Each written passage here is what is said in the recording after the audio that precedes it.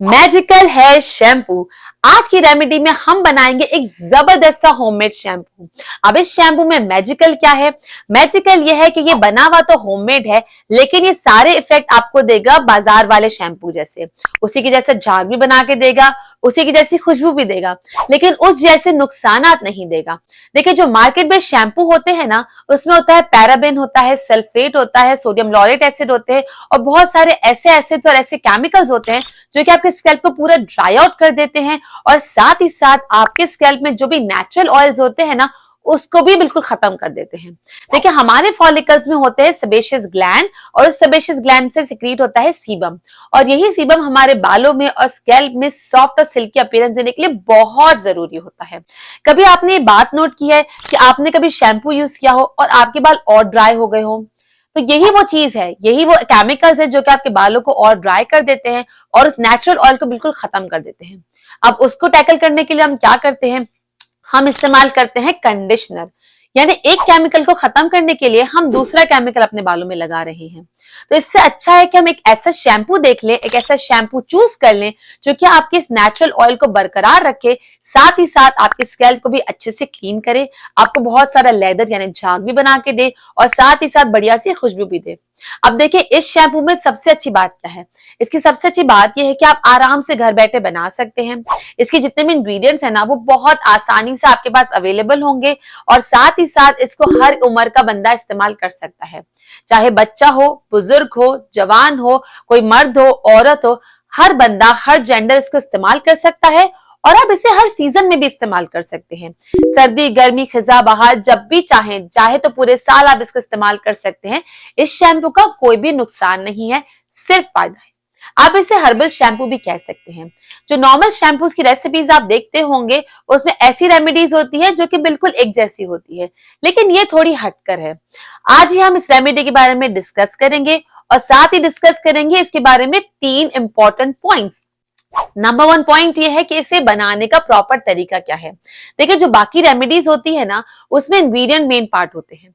इस रेमेडी में इंग्रेडिएंट तो मेन पार्ट है ही, लेकिन इंग्रेडिएंट डालने के बाद उससे प्रॉपर्ली किस तरीके से बनाना है जिससे अच्छे से झाग बने।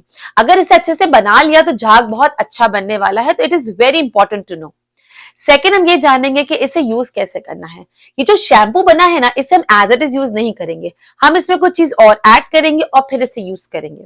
और थर्ड, हम ये जानेंगे कि इसे स्टोर किस तरीके से करना है। इतना सारा जब शैम्पू हम बना के रखेंगे तो हमें इसके स्टोर करने का तरीका भी पता होना चाहिए। और ऑब्वियसली शैम्पू हम हर हफ्ते तो नहीं बनाएंगे, राइट? पहले ही थोड़ा बना के रख लेंगे और इसके स्टोरेज का तरीका भी हम जान लेंगे। तो इस रेमेडी को चल के आराम से देख लेते हैं, समझ लेते हैं। इस वीडियो को लाइक कर लीजिएगा, अगर चैनल पे न्यू थे तो सब्सक्राइब कर लीजिएगा, क्योंकि हम ऐसी वीडियोस आपके लिए लाते रहते हैं। Let's dive into the remedy. इस DIY हर्बल होममेड शैम्पू को बनाने के लिए आपको सबसे पहले किसी भी पॉट में तकरीबन 3 कप के करीब पानी चाहिए होगा। मैं हमेशा यही कप इस्तेमाल करती हूँ, तो आप ये कप का साइज देख सकते हैं।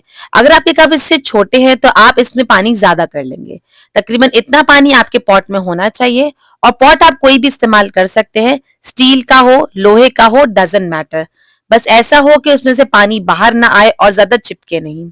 अब ये 3 कप पानी के बाद हम इसमें अपने बाकी इंग्रेडिएंट ऐड करेंगे। जो सबसे पहला इंग्रेडिएंट हम ऐड करेंगे वो है इसमें करी पत्ता यानी करी लीव्स। देखिए, करी लीव्स हम अक्सर अपने बालों के ऑयल में डालते हैं, लेकिन आज यहाँ पर हम शैम्पू में डाल के आपको दिखाएंगे। हम सब जानते हैं करी लीव्स हमारे बालों के लिए कितना जबरदस्त है। यहाँ पर तकरीबन मैंने 2 हल्की हल्की मुट्ठी भरकर ये करी लीव्स ले लिए हैं। अगर किसी को मुट्ठी का हिसाब समझ नहीं आता ना, तो आप चम्मच के हिसाब से भी ले सकते हैं। अगर आप चम्मच के हिसाब से ले रहे हैं तो 2 टेबल स्पून के करीब आप यहाँ पर करी लीव्स ले लेंगे।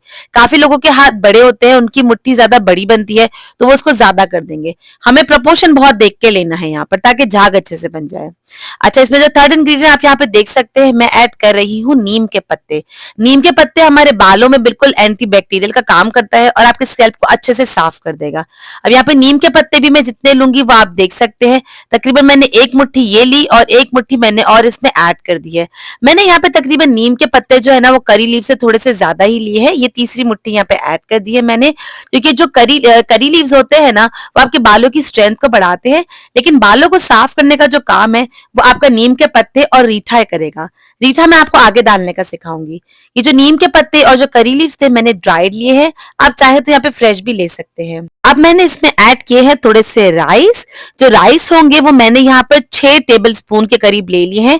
ये देखिए खाने का चम्मच है, काफी लोग टेबल स्पून में कंफ्यूज हो जाते हैं। आप यहाँ पे चम्मच का साइज भी देख सकते हैं, तभी मैं आपके सामने ये सारी चीजें करके दिखाती हूँ ताकि आपको इसकी क्वांटिटी का अंदाजा अच्छे से हो जाए। अब 3 कप पानी के हिसाब से मैंने यहाँ पर 6 चम्मच के करीब चावल ले लिए हैं। अब देखिए चावल की क्वांटिटी इसलिए जरूरी है क्योंकि ये आपका झाग बनाने में बहुत मदद करता है। एक तो चावल और एक रीठा, अगर ये दोनों की क्वांटिटी बिल्कुल सही होगी तो आपके शैम्पू में झाग बहुत अच्छा बनेगा। अच्छा, अब यहाँ पे देख सकते हैं मैंने रीठा ले लिए हैं तकरीबन 8 के करीब। इसी क्वांटिटी के हिसाब से आप भी बनाएंगे। अगर आप पानी की क्वांटिटी ज्यादा कर रही हैं, समझे कि आपने 3 कप की जगह 6 कप के हैं, तो आप रीठा 8 की जगह पे 16 डालेंगे। इस रेमेडी के लिए आप रीठा को 2 किस्म से यूज कर सकते हैं। जो पहला तरीका है वो ये है कि नॉर्मल से रीठा को लेकर इसे अच्छे से वॉश कर कर आप इसे कट करेंगे। कट करने का तरीका यह है, काफी लोगों के पास छालिया का कटर होता है या अखरोट काटने वाला होता है, या कई दफा हम इसे हमाम दस्ता जिसे हम कहते हैं यानी जो कूटने वाला होता है, उससे आप इसे कूट कर इसे चोट लगाकर इसे आराम से खोल सकते हैं। मेरे पास ये कटर था तो मैंने इससे काट कर इसे अच्छे तरीके से इसको लूज कर दिया था और इसके सारे बीज निकाल लिए थे। दूसरे तरीके की ऊपर मैंने छोटी सी एक क्लिप लगा दी है ताकि आपको समझने में बहुत आसानी हो जाए। दूसरा तरीका आपके पास ये हो सकता है कि आप इसे एक रात पहले अच्छे से भिगो के रख देंगे। जब आप इसे कम से कम 8 से 10 घंटा भिगोएंगे तो अगले दिन ये खुद ही बहुत नरम हो जाएगा और इसको बिल्कुल आप हाथों से आराम से खोल लेंगे, आपको बिल्कुल भी प्रॉब्लम नहीं आएगी। तो इट्स अप टू यू, आप कौन सा तरीका इख्तियार कर रहे हैं। अगर तो आप पानी वाला तरीका इख्तियार कर रहे हैं ना, तो आगे मैं बताऊंगी कि उसमें कैसे आपको करना है। अभी फिलहाल हम इसे सूखे रीठा के जरिए से बना के देखते हैं। सारे रीठा को अच्छे से आपने तोड़ लिया और फिर आप इसे यूज करेंगे। बीज हमें इसके लिए नहीं चाहिए क्योंकि जो बीज होते हैं ना वो हमारे शैम्पू में किसी काम के नहीं होंगे। उल्टा जितना भी शैम्पू का रस हम बनाएंगे, जितना भी जूस बनेगा ना, वो सारा ये बीज एब्जॉर्ब कर लेंगे, तो इसलिए बीज हमारे किसी काम के नहीं है। देख सकते हैं कि इस तरीके से ये आसानी से सारे रीठा टूट गए हैं और इन सारे रीठा को हम अच्छे से अपने उस पानी में डाल देंगे। मेक श्योर कि आप इस रीठा को अच्छे से पहले क्लीन कर लें। अब इस सारे कंटेंट को हम रख देंगे स्टोव पर ताकि ये अच्छे से बॉईल हो जाए और जितने भी इंग्रेडिएंट हमने डाले हैं ना वो इस पानी में आ जाए। लेकिन इसे बॉईल करने के लिए हमें हमेशा इसकी जो फ्लेम है वो मीडियम रखनी है। या तो आप मीडियम रखें या मीडियम से कम रखें, लेकिन ज्यादा नहीं करेंगे, इसे हाई नहीं करेंगे या मीडियम से ऊपर नहीं करेंगे।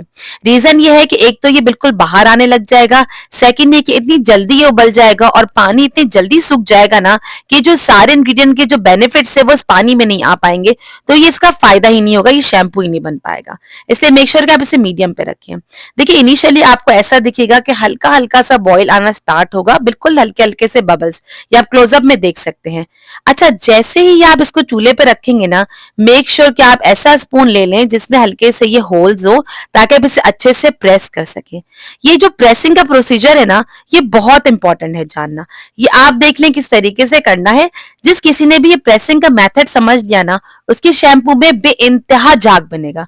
अगर आप मुझसे ज्यादा भी कर सकते हैं ना, तो आपके शैम्पू में मेरे शैम्पू से भी ज्यादा झाग बनने वाला है।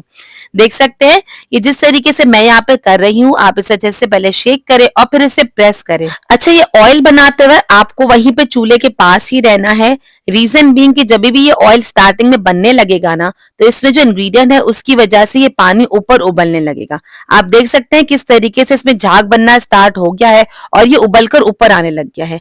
जब आप देखेंगे कि उबल के आने ऊपर लग गया है, आप इसको चम्मच से इस तरीके से प्रेस करते रहेंगे। मैं बहुत जूम इन करके आपको दिखा रही हूँ ताकि आप अच्छे से समझ जाएं कि आपको किस तरीके से प्रेस करना है। ये देखिए इस तरीके से आपने इसको प्रेस किया और आगे से लेकर पीछे तक इसको प्रेस करते हुए घसीटते हुए लाएंगे ताकि जो राइस है ना ये अच्छे से टूट जाए, बिल्कुल नरम हो जाए और जो बाकी भी इंग्रेडिएंट है जैसे रीठा है वो भी अच्छे से इसमें घुल मिल जाए।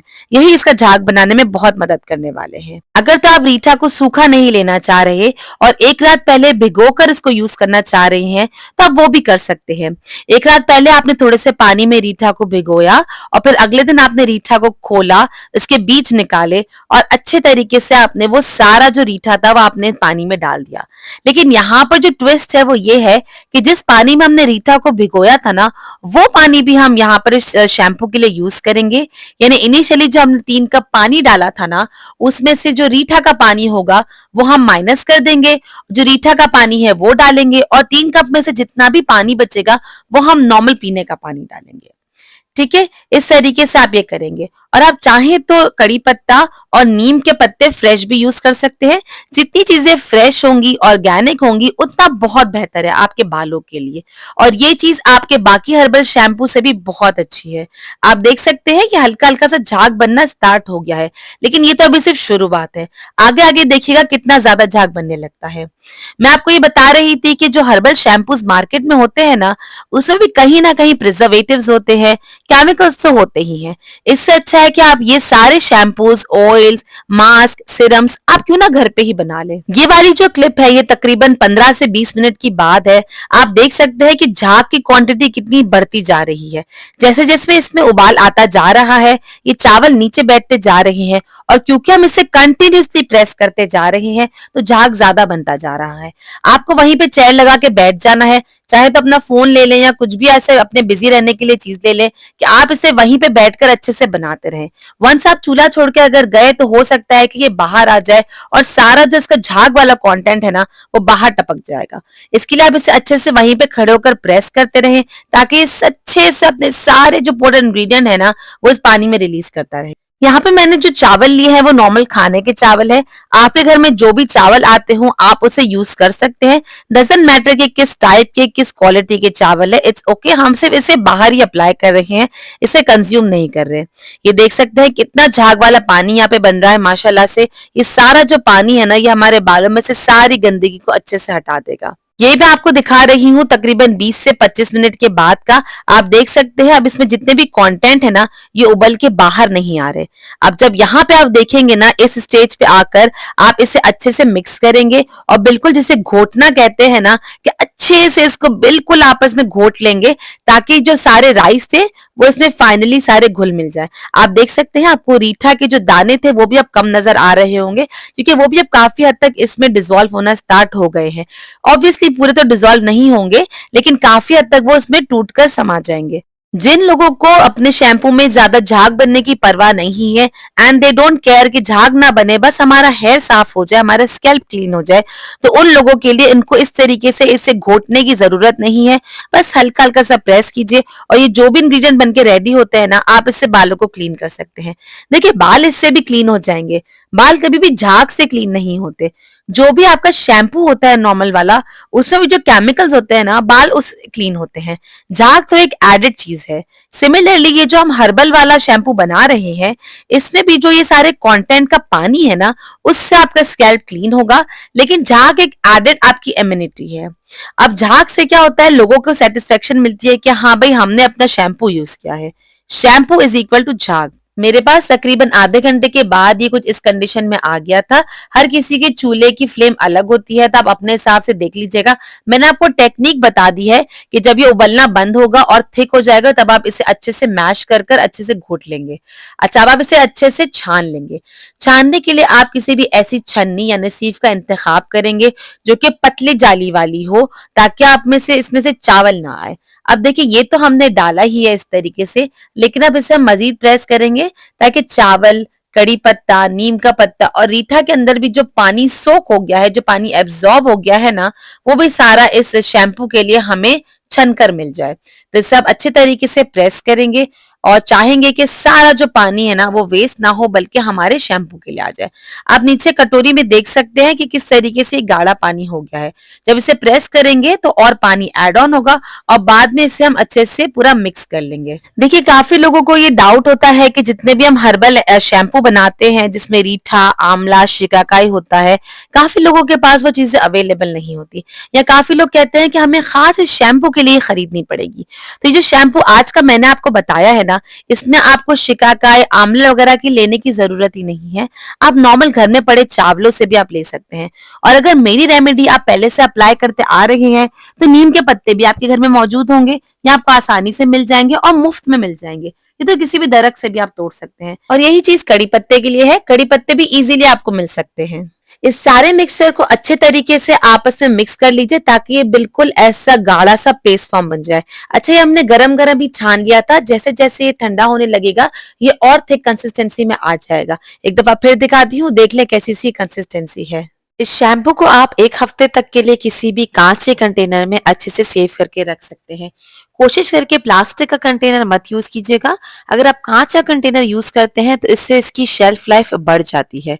आप इतना अगर बनाएंगे तो आपको मेरे बालों के लेंथ के हिसाब से तकरीबन 1 हफ्ता ये आराम से चल जाएगा। अगर आप ज्यादा बनाएंगे तो मैं आगे आपको बताऊंगी किस तरीके से इसको स्टोर करना है। अच्छा, इस बॉटल में रखने के लिए भी आपको इसकी सफाई का बहुत ख्याल रखना है। आप इसे किसी ऐसी जगह रखेंगे जहां पे कोई गंदगी ना हो। आपको इसको इस्तेमाल करने के लिए जब भी ये शैम्पू चाहिए होगा तो कोशिश करके शैम्पू की बोतल में से उलट कर थोड़ा सा डाल लीजिएगा। शैम्पू की बोतल के अंदर उंगली डालकर मत निकालिएगा, वरना हो सकता है कि बैक्टीरिया और गंदगी इसके अंदर चली जाए। ये हर्बल शैम्पू अगर आपने कुछ टाइम लगातार इस्तेमाल कर लिया ना तो आप अपने बालों में मेजर डिफरेंस देखेंगे और इतना वास्ट डिफरेंस होगा कि आप तो क्या, आपके बराबर वाला भी आराम से नोट कर लेगा। आपका हेयर फॉल रुक जाएगा, आपकी हेयर ग्रोथ होगी। अक्सर हमने देखा है कि नहाते वक्त हमारे हाथों में बहुत सारे बाल आ जाते हैं, ये उसको भी टैकल करेगा और आप खुद नोट करेंगे कि आपके बालों का झड़ना बहुत हद तक कम हो गया है। साथ ही साथ आपके बालों में शाइन देगा, लशस लुकिंग हेयर बनाएगा, आपके डैंड्रफ को भी कम करेगा। साथ ही साथ जिन लोगों को ड्राई हेयर या डैमेज हेयर की शिकायत है वो ये हेयर शैम्पू तो बिल्कुल इस्तेमाल करें, ये उनके लिए बहुत ही मुफीद साबित होने वाला है। ये हेयर शैम्पू सिर्फ आपको यूं लेके लगा लेना नहीं है, इसका एक स्पेशल तरीका है, वो आप जरूर सुनिएगा।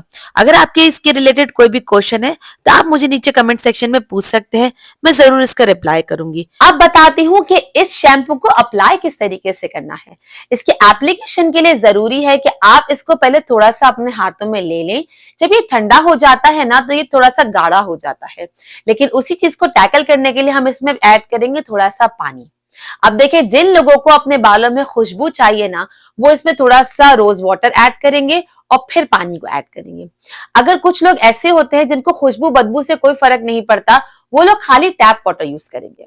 ये बात मैं यहाँ पे क्लियर कर दूं, इस शैम्पू की कोई स्मेल नहीं है, ये बिल्कुल न्यूट्रल है। लेकिन अगर आप इसमें खुशबू चाहते हैं एक्स्ट्रा तो आप रोज वाटर यूज कर सकते हैं। अगर आप रोज वाटर यूज नहीं करेंगे तो इसमें से कोई भी स्मेल नहीं आएगी, बिल्कुल न्यूट्रल है। आपने थोड़ा सा शैम्पू ले लिया, थोड़ा सा वाटर ले लिया और फिर आप अपने स्कैल्प पे अच्छे से अप्लाई करेंगे। अगर आपने इसको अच्छे तरीके से बनाया है, जिस तरीके से मैंने आपको प्रेस की टेक्निक बताई है वैसे ही करके बनाया है ना, तो इसका बहुत बढ़िया झाग बनने वाला है। मैंने आपको इसका प्रूफ भी दिखा दिया है। लेकिन अगर प्रेस करने में थोड़ी सी कहीं कमी रह गई होगी तो इसका इतना अच्छा झाग नहीं बनेगा। अगर झाग नहीं भी बनता ना तो ट्रस्ट में कोई फर्क नहीं है, ये बेनिफिट उतने ही देगा आपके बालों को। तो अगर आप में से किसी का बहुत अच्छे से झाग बनता है तो वो तो सेटिस्फाइड होंगे, लेकिन अगर बाय चांस किसी का झाग नहीं बन पाता तो आप प्लीज फिक्र मत कीजिएगा, ये आपको बालों को बेनिफिट डेफिनेटली देगा।